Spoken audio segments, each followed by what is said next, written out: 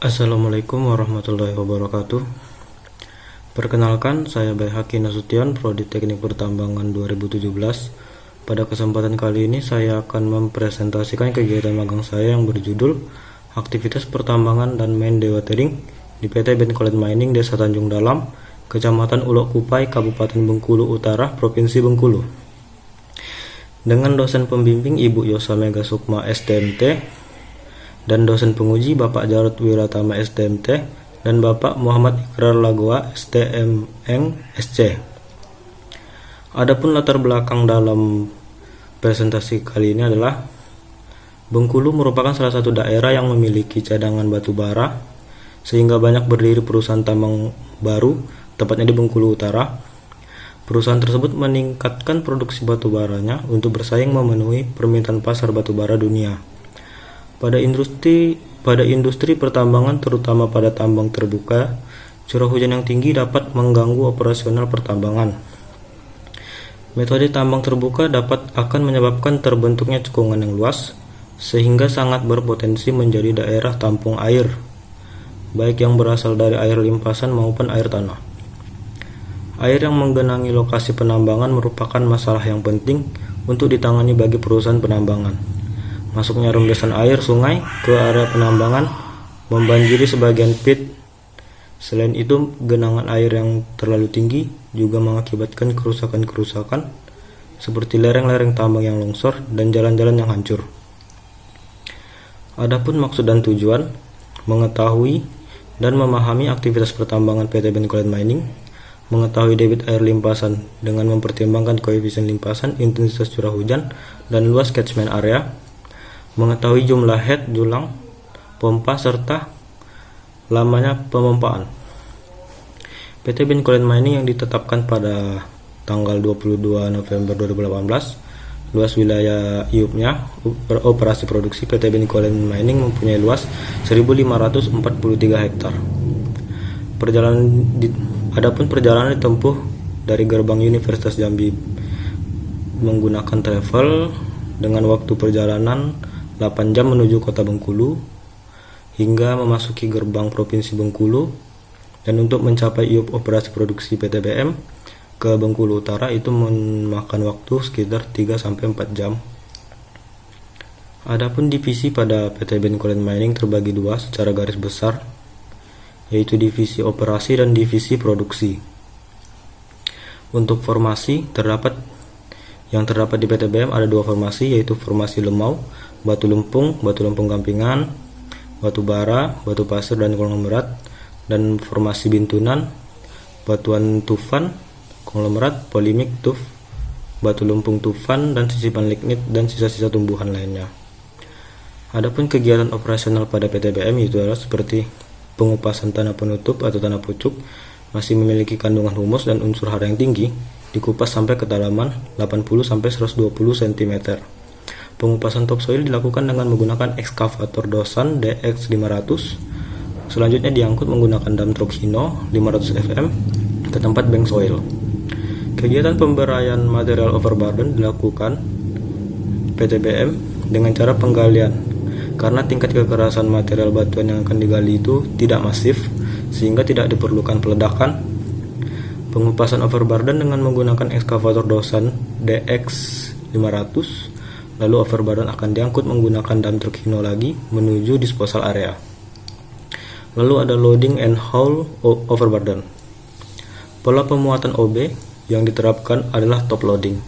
Posisi alat gali muatnya lebih tinggi dibandingkan posisi dump truck, dikarenakan lapisan overburden yang relatif tebal diperlukan alat gali muat dengan kapasitas bucket yang besar seperti Dosan. Lalu lapisan overburden yang telah dikupas diangkut menuju disposal dengan menggunakan dump truck Hino. Pengupasan overburden, penempatan disposal juga harus mempertimbangkan jarak angkut yang akan ditempuh pada saat loading OB. Hal ini bertujuan mengurangi besarnya nilai waktu edar pengangkutan. Material OB dibagi menjadi dua, yaitu NAF dan PAF. Nantinya akan dilakukan reklamasi setelah kapasitasnya terpenuhi. Lalu ada cleaning batu bara. Proses pembersihan cleaning adalah proses yang bertujuan menghilangkan sisa-sisa tanah penutup yang masih ada dengan menggunakan ekskavator Caterpillar 320C Dengan adanya proses cleaning batu bara dapat mengurangi adanya material pengotor yang ikut terangkut ke stok ROM. Penggalian batu bara atau coal getting dilakukan menggunakan ekskavator Volvo CE20. Penggalian batu bara dilakukan per blok sekitar 50 meter, sesuai dengan perencanaan yang telah diarahkan oleh pihak QC. Penggalian batu bara menggunakan ekskavator Volvo CE dengan kapasitas bucket. Apabila dilakukan penggalian batu bara menggunakan alat gali dengan kapasitas bucket yang besar, maka lapisan parting akan ikut terangkat ke stok ROM. Loading and haul batu bara.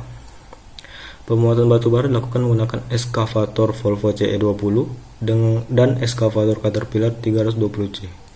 Pengangkutan batu bara menggunakan dump truck Hino FM 260 FI menuju stok room.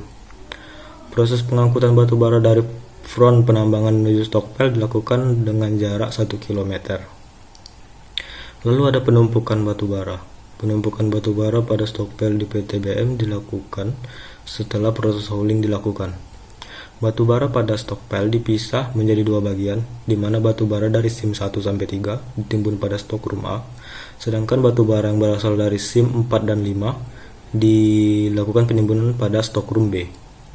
Seperti yang kita ketahui, dengan adanya suatu penirisan tambang, diharapkan agar pit tidak tergenang banjir dan menghindari terjadinya longsoran pada lereng tambang. Berikut adalah contoh data curah hujan yang didapat dari data perusahaan. Data diambil dari tahun 2015 sampai 2020.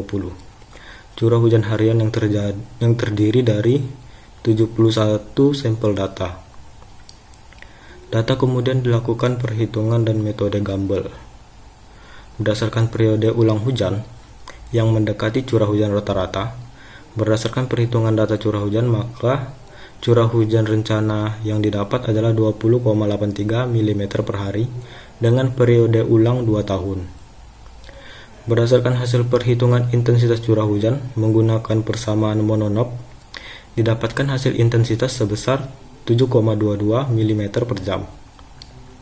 Berarti dalam luasan 1 meter persegi, pada tempat yang datar tertampung air setinggi 7,22 mm atau air sebanyak 7,22 liter dalam waktu 1 jam. Dengan keadaan curah hujan adalah hujan normal dan kondisi bunyi hujan yang terdengar. Berdasarkan data dari perusahaan, luas catchment area PTBM adalah 16,03 hektar. Site pit A pada PT Benkolen Mining diperoleh daerah tangkapan hujan dengan koefisien limpasan curam dengan kemiringan lebih dari 15%. Jenis lahan yaitu lahan daerah tambang dengan koefisien limpasan sebesar 0,9. Dari koefisien limpasan tersebut dapat memperhitungkan debit air limpasan site pit A pada PTBM. Setelah dihitung dengan menggunakan rumus rasional, didapatkanlah debit limpasan pada PTBM 0,2896 meter kubik per sekon. Berarti dalam 1 detik terdapat debit limpasan 289,63 liter dalam luasan 16,03 hektar. Nah, ini berdasarkan hitungan total volume air hujan ditambah volume air limpasan, lalu ditambah juga dengan volume air tanah, didapatkanlah total volume airnya itu adalah 4.402,72 meter kubik per hari. Pada PTBM masih menggunakan temporary sump, di mana sump yang ada hanya untuk penampungan air sementara, karena kondisi tambang yang belum mine out. Berdasarkan standar kebutuhan volume sump, sebaiknya mampu menampung jumlah air selama 2 hari.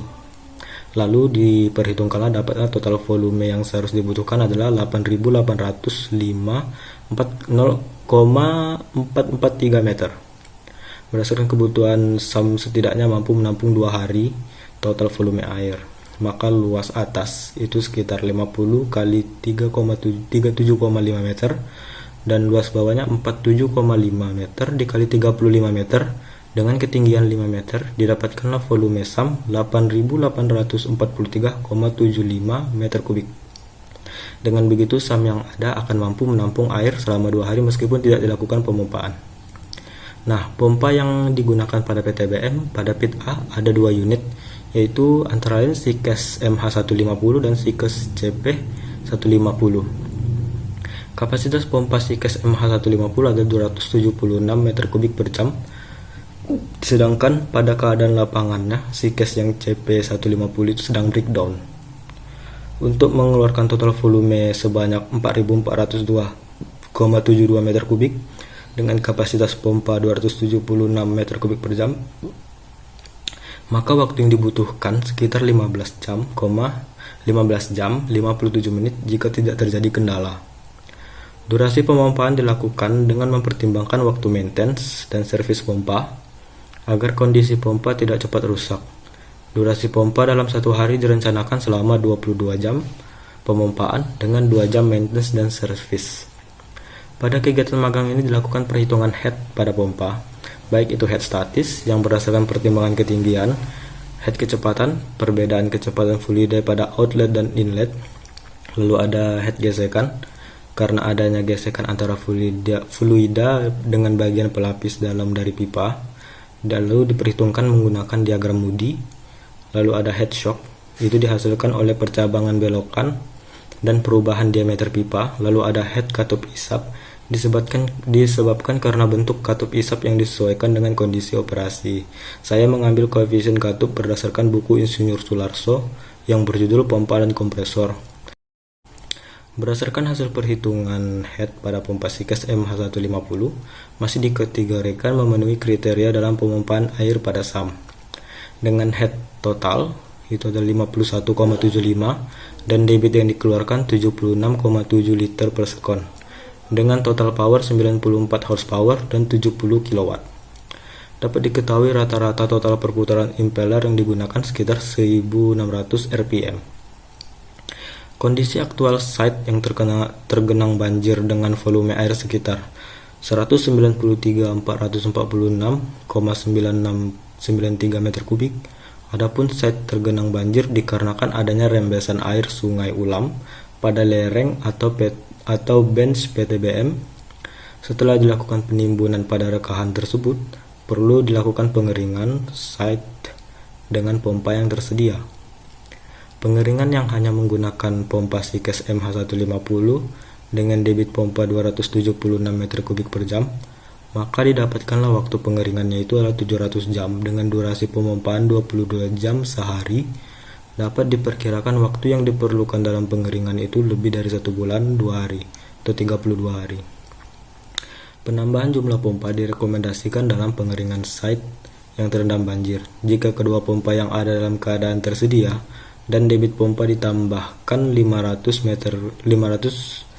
meter kubik per jam dengan jumlah pompa yang ada 414 meter kubik per jam, maka jumlah debit pompa sekitar 914 meter kubik per jam.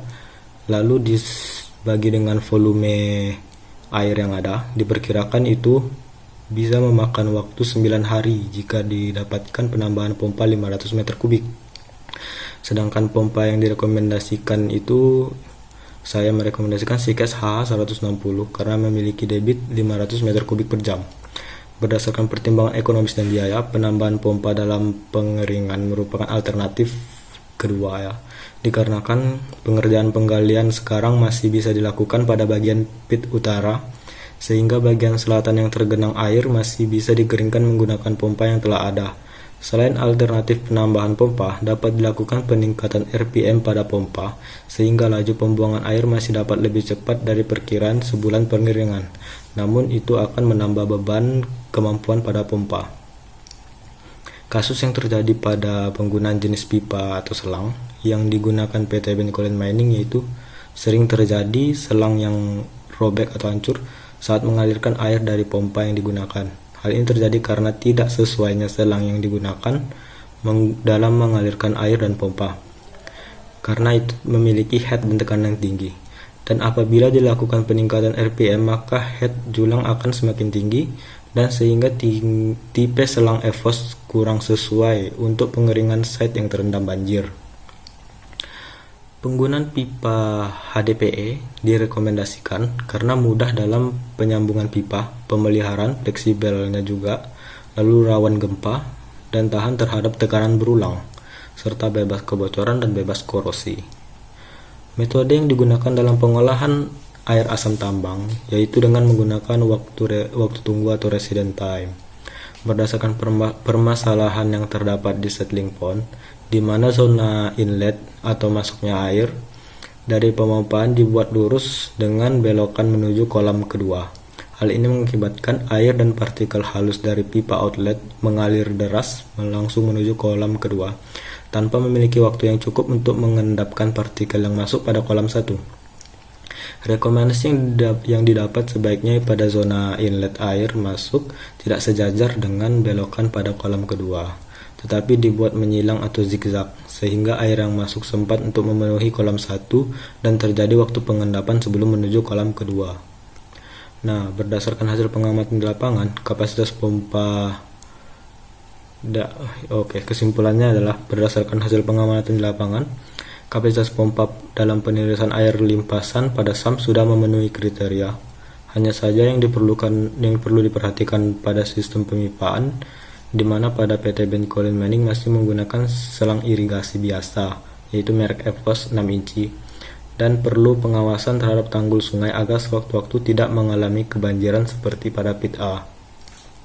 Berdasarkan volume air yang menggenangi pit A diperkirakan 193.446.993 meter kubik, sehingga diperkirakan dengan penggunaan 2 unit pompa yang ada mampu mengeringkan pit A selama 21 hari.